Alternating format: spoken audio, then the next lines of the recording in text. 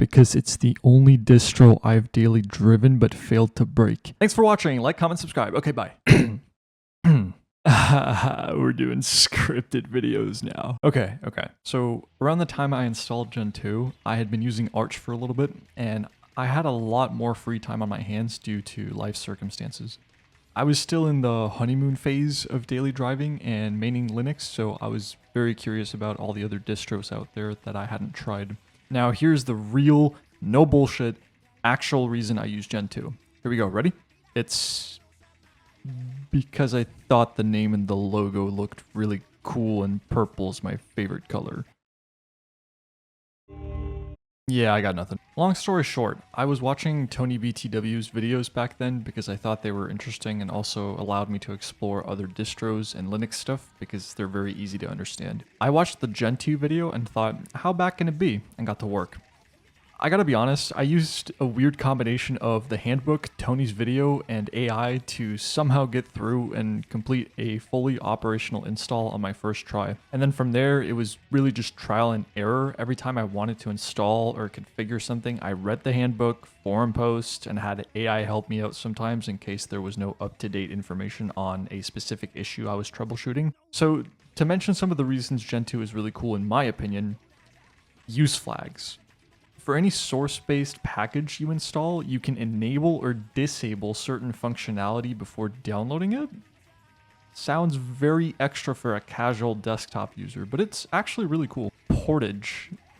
It's not the fastest package manager, but it's really clever.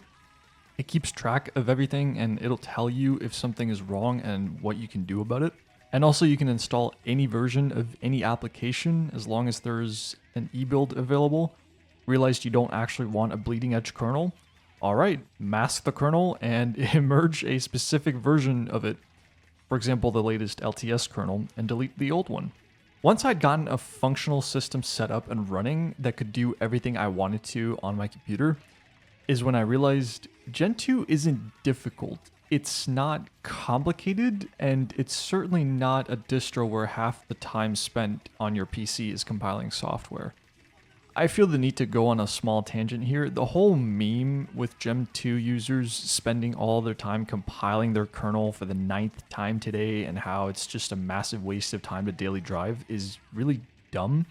I know they're just that, memes, but seriously, all you need is patience and willingness to actually learn how to use it.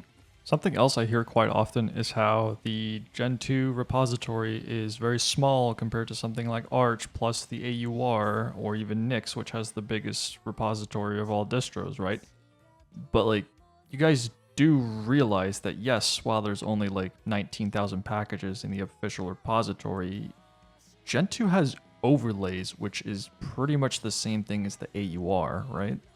If I wanted LibreWolf, since it's not in the official repository, I literally just enable the repository for LibreWolf, and then I install that package. It's pretty much the same thing in practice. So no, Gentoo doesn't have any actual shortages of packages. You're not going to struggle because it's not in the official repository. There's user overlays, which are user maintained, just like the AUR.